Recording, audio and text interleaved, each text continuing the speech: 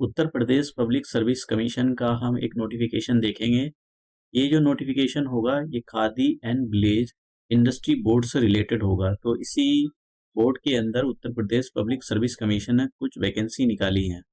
तो आपको इनकी Uttar Pradesh public service commission की ऑफिशियल वेबसाइट पर आ जाना है और ये आपको इसमें ज़्यादा कुछ करने की ज़रूरत नहीं होगी, आपको ऊपर ही मिल जाएगा ये।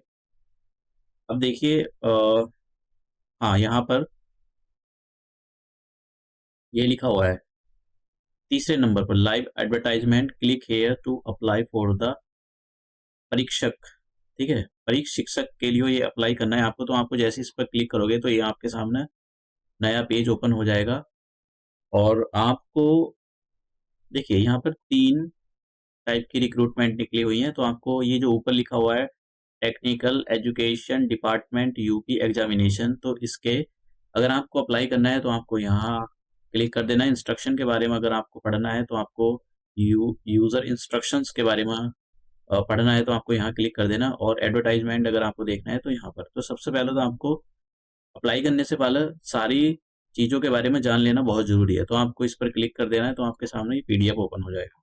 अब देखिए इसकी अप्लाई करने की डेट 21 दिसंबर है, मतलब फॉर्म फिल करने शुरू हो चुके हैं और 18 जनवरी 2024 इसकी लास्ट डेट है। तो आप जो है फॉर्म फिल कर सकते हो। अब इसमें बात करें टोटल वैकेंसी की, टोटल अगर पदों की बात करें कि टोटल देखिए टोटल 45 पद हैं। सॉरी,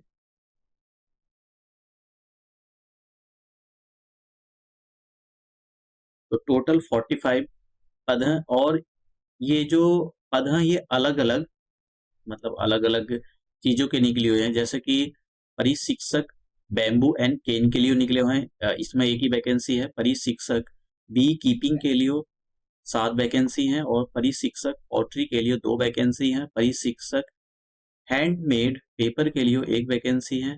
तो थोड़ी थोड़ी वैकेंसी निकली हुई हैं, ज़्यादा वैकेंसी नहीं है। अब यहाँ पर हम बात करते हैं कि क्वालिफिकेशन क्या होगी। तो सबसे पहले हम क्वालिफिकेशन पे चलते हैं कि क्वालिफिकेशन क्या होगी आपकी। देखिए अगर आप परिशिक्षक बैम्बू और केन के लिए अप्लाई करते हो तो आपके पास बैचलर इन प्रोडक्ट डेवलपमेंट, इसमें आप बैचलर डिग्री होनी चाहिए। Bachelor degree in product development में आपके पास बैचलर डिग्री होनी चाहिए। अगर आप परिशिक्षक बी कीपिंग के लिए अप्लाई करते हो तो MSc insect science, MSc insect science होना ही चाहिए आपके पास।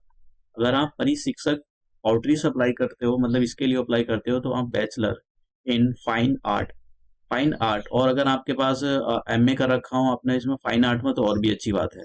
ठीक है, मतलब इन्होंने बोला है कि बैचलर डिग्री होनी चाहिए और फाइन प्रीफरेंस इसने दी है कि मतलब जैसे बैचलर डिग्री कर रखी है और एक ने बैचलर डिग्री कर रखी है, एक ने एमए भी कर रखा है उसके अंदर। तो अगर मान लो दोनों के नंबर एक जैसे आ जाते हैं या इनको कहीं थोड़ा सा उसको एक एज देनी पड़ जाए तो ये मतलब एमए वाले को ज़्यादा प्रीफरेंस देंगे।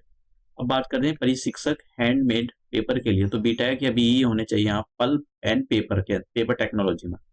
तो स्पेशल यहाँ पर क्वालिफिकेशन लिखी हुई है। अगर आपके पास ये क्वालिफिकेशन है तभी आप अप्लाई कर सकते हो। अगर आप परिशिक्षक विलेज ऑयल में अगर आपको अप्लाई करना है तो आप बीटेक या बीई होने चाहिए फूड टेक्नोलॉजी, या फिर एमएससी होनी चाहिए फूड टेक्नोलॉजी से।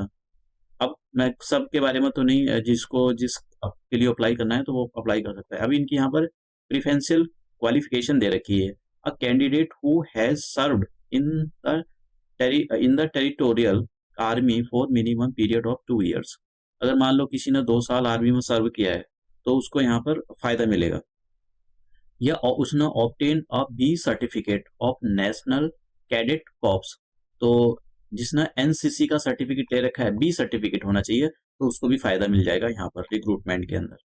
तो ये तो हुई क्वालिफिकेशन की बात। अब जिस भी आप पद के लिए अप्लाई करना चाहते हो, पोस्ट के लिए अप्लाई करना चाहते हो, तो उसके बारे में एक बार अच्छे से रीड कर लेना, आपके पास वो क्वालिफिकेशन होनी चाहिए। अब सैलरी के बारे में बात करते हैं कि सैलरी कितनी होगी। देखिए सैलरी यहाँ पर लिखा है, तो इन्होंने एक और बात बोली है कि जो वैकेंसी है वो बढ़ और घट सकती है। अगर बात करें सैलरी की, पे स्केल क्या है ये, तो 44,900 से मतलब स्टार्टिंग में ही आपकी सैलरी तो बहुत अच्छी मिलेगी आपको। इवन आप लगाओ कि सैलरी आपकी 50-60 हज़ार 50 ऊपर ही जाएगी, 55 इसके बीच में रहेगी, ज़्यादा ही होएगी 60 तक। तो 44,900 से सैलरी स्टार्ट होगी और 1,42,400 तक आपकी सैलरी जाएगी। ऑफ कोर्स ये ज़्यादा होती है, और आप यूपी में जिस भी कैटेगरी से आते हैं तो आपको रिजर्वेशन दिया जाएगा। यहाँ पर रिजर्वेशन का जो रूल रेगुलेशन वो अप्लाई होंगे। अब यहाँ पर बात करते हैं कि कितनी फीस रहेगी। देखिए, अनरिजर्व या इकोनॉमिकली वीकर सेक्शन और अदर बैकवर्ड क्लासों के लिए 225 रुपए फीस है। शेड्यूल कास्ट और शेड्यूल ट्राइब्स के लिए 105 रुपए फीस है। पर्सन्स विद डिसेबिलिटीज जो PWD वाले होते हैं उनके लिए 25 रुपए फीस है टोटल। एक्स सर्विसमैन के लिए 105 रुपए है। और dependent of the freedom fighter, जो फ्रीडम फाइटर्स होते हैं उनके जो डिपेंडेंट्स होते हैं उनके लिए यहाँ पर कोई according to their original category, तो उसी के हिसाब से यहाँ पर बोला तो नहीं कि उनको एग्जाम्ड किया गया है, तो पता नहीं कितनी फीस लेंगे ये, पर 105 से तो ज़्यादा नहीं लेंगे। अब बात करते हैं कि एज का क्या क्राइटेरिया होगा। देखिए, यहाँ पर ये बोला गया है कि 21 साल आपकी मिनिमम एज होनी चाहिए और 40 साल आपकी मैक्सिमम एज होनी चाहिए। और एज की जो कैलकुलेशन की जाएगी वो 1 जुलाई 2023 के अकॉर्डिंग की जाएगी। अब इन्होंने यहाँ पर ये बोला है कि भाई आप जो है 2 जुलाई, इस डेट को अच्छे से याद कर लेना। 2 जुलाई मतलब ये 2 जुलाई 1983 से, मतलब आप पहले बॉर्न ना हो, ठीक है, इस डेट से पहले बॉर्न, इस पर हो कोई दिक्कत नहीं, चल जाएगा, लेकिन इससे पहले आपका डेट ऑफ बर्थ नहीं होना चाहिए। और 1 जुलाई 2002 के बाद आपका डेट ऑफ बर्थ नहीं होना चाहिए, ठीक है। तो इन्हीं 2 डेट पर आपका डेट ऑफ बर्थ होना चाहिए, इसके बाद नहीं होना चाहिए। अगर बात करें यहाँ पर जो ये फिजिकल हैंडीकैप वाले होते हैं, उनके लिए यहाँ पर जो मैक्सिमम एज है वो 55 ईयर्स है। तो यहाँ पर इन्होंने बोला है कि भाई आपका जो डेट ऑफ बर्थ है वो 2 जुलाई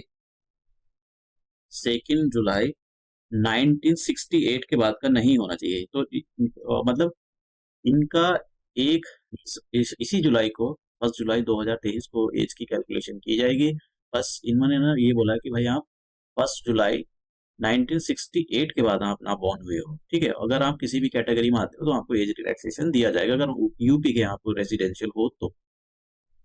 अब ये तो हो गई सैलरी की बात, और अब हम यहाँ पर बात करते हैं सिलेबस की। देखिए, आपके जो एक 2 पेपर होंगे, रिटर्न पेपर होंगे, पेपर 1 और पेपर 2, फिर उसके बाद में आपका इंटरव्यू होगा। तो उसी के बेसिस पर आपका सिलेक्शन होगा। अब बात करें, देखिए आपने कौन सी पोस्ट के लिए अप्लाई किया है, उसके लिए ही सिलेबस है। अगर आपने उत्तर प्रदेश खादी तथा ग्राम उद्योग बोर्ड के अंतर्गत परिशिक्षक बांस और बैंत मधुमक्खी पालन कुम्हारी, इनके लिए अगर अप्लाई किया है तो इनका सिलेबस क्या होगा। देखिए, पहले प्रश्न पत्र में क्या का आएगा, सामान्य हिंदी आएगी, उसके 25 क्वेश्चन होंगे 75 नंबर के। और फिर सामान्य अध्ययन का पेपर होगा, 100 क्वेश्चन होंगे, एक क्वेश्चन 3 मार्क का होगा, और ये 300 नंबर का होगा। तो टोटल अगर दोनों का, हिंदी और सामान्य अध्ययन की बात करें, तो 375 का आपका पेपर होगा और 2.5 घंटे का आपको टाइम मिलेगा। अब यहाँ पर बात करते हैं कि प्रश्न पत्र सेकंड की। तो इसके अंदर 125 क्वेश्चन होंगे, एक क्वेश्चन 3 अंकों का होगा, और टोटल 375 अंक का पेपर होगा, आपको 2.5 घंटे मिलेंगे। यहाँ पर ये हिंदी का पाठ्यक्रम दिया गया है। तो देखिए, हाँ, यहाँ पर कितना हो गया, 375 का पहला पेपर, 375 का दूसरा पेपर, और 100 नंबर का आपका इंटरव्यू होगा। समझ गए आप। तो अब यहाँ पर ये हिंदी का सिलेबस दिया गया है, और ये जनरल स्टडीज पेपर 1 के अंदर जो होगा उसका सिलेबस दिया गया। पेपर 2 का सिलेबस यहाँ पर आ गया कि क्या क्या पूछेंगे। देखिए, ये सबके लिए सिलेबस एक जैसा नहीं है। अगर आप इन पोस्ट के लिए अप्लाई कर रहे हो, ठीक है, तभी उसी के लिए सिलेबस है। ये हर एक पोस्ट के लिए सिलेबस इन्होंने अलग दे रखा है। तो अगर आप पेपर 2 में क्या पूछा जाएगा, जनरल इंजीनियरिंग एंड टेक्नोलॉजी के क्वेश्चन पूछे जाएंगे। यहाँ पर उसका सिलेबस दे रखा है। मैं सारे क्वेश्चन तो नहीं पढ़ सकता हूँ, तो सारा सिलेबस तो नहीं कर सकता हूँ, क्योंकि ये अपने आप में बहुत बड़ा सिलेबस है। और सोशल जस्टिस से क्वेश्चन पूछे जाएंगे, एथिक्स एंड इंटीग्रिटी से क्वेश्चन पूछे जाएंगे। यहाँ पर ये सारा सिलेबस दिया गया है, जैसे फिलॉसफी हो गया, मॉरल फिलॉसफी हो गया, एथिकल जजमेंट हो गया, वैल्यूज हो गया। ये सारी चीजें आपसे पूछे मतलब इनसे क्वेश्चन पूछे जाएंगे। अब बात करते हैं अगर आप दूसरी पोस्ट के लिए अप्लाई करते हो। उत्तर प्रदेश खादी तथा ग्रामोद्योग बोर्ड के अंतर्गत परिशिक्षक खादी, कंबल, अखाद अखाद्य तेल तथा साबुन, माचिस एवं अगरबत्ती, लोहारी, बढ़ाईगिरी, चर्म इनके लिए अप्लाई करते हो तो इनके लिए भी आपके दो रिटर्न पेपर होंगे और एक इंटरव्यू होगा 100 नंबर का। तो यहाँ पर पहले प्रश्न पत्र में हिंदी पूछी जाएगी, सामान्य हिंदी पूछी जाएगी। दूसरे में मुख्य परीक्षा, देखिए यहाँ पर देखा है ना, यहाँ पर दे रखा है टेक्सटाइल इंजीनियरिंग, मैकेनिकल इंजीनियरिंग, तो इससे क्वेश्चन पूछे जाएंगे। दूसरा पेपर आपका ये दे रखा है, तो दूसरे पेपर में 100 क्वेश्चन आएंगे और ये एक क्वेश्चन आपका 3 अंकों का होगा। तो टोटल सेकंड वाले उसमें कितना हो जाएगा, ये 300 मार्क्स का, और सामान्य अध्ययन 75 मार्क्स का। अब यहाँ पर एक सिलेबस देख लेते हैं। हिंदी का सिलेबस दे रखा है और पेपर 1 का जो भी टेक्सटाइल इंजीनियरिंग के लिए अप्लाई करेंगे, ठीक है, परिशिक्षक, ब्लैंकेट या टेक्सटाइल इंडस्ट्री के लिए अप्लाई कर रहे हैं, तो उनके लिए पेपर 1 का सिलेबस है ये। जैसे पेपर 1 में आपसे पूछा जाएगा, देखो यहाँ देखो इधर ये 2 पेपर होंगे। एक तो सामान्य हिंदी पेपर 1 में 25 क्वेश्चन आएंगे, 75 नंबर के होंगे, और यहाँ पर मुख्य विषय टेक्सटाइल इंजीनियरिंग, मैकेनिकल इंजीनियरिंग के 100 क्वेश्चन आएंगे, 300 मार्क्स का होगा। तो टोटल कितना हो गया, 75 प्लस 300, 375, 2.5 घंटे का आपको टाइम मिलेगा। तो यहाँ पर पेपर 1 का सिलेबस दिया गया है। पेपर 1 का टेक्सटाइल फाइबर्स, जैसा आपको टेक्सटाइल फाइबर्स के बारे में पता हो, इनके क्लासिफिकेशन के बारे में, general properties of the fibres, उनके सबके बारे में पता होना चाहिए। तो ये सब सिलेबस दिया गया है। आप जिस भी पोस्ट के लिए अप्लाई कर रहे हो तो उस पोस्ट के लिए सिलेबस दिया गया है यहाँ पर। देखिए सबका सिलेबस तो मैं नहीं पढ़ पाऊंगा, ये अपने आप में कुछ ज़्यादा ही हो जाएगा। जैसा कि आप देख भी रहे हो, post syllabus for the post of the leather. अगर लेदर टेक्नोलॉजी के लिए आप अप्लाई कर रहे हो तो आपके पास ये सब कुछ आना चाहिए, ठीक है। जैसे कि यहाँ पर माइक्रोस्कोपी, बैक्टीरियोलॉजी, हिस्ट्री, सब कुछ ये आना चाहिए। तो सिलेबस तो सबके लिए पढ़ना बहुत मुश्किल हो जाएगा, बहुत ज़्यादा ही हो जाएगा बड़ा।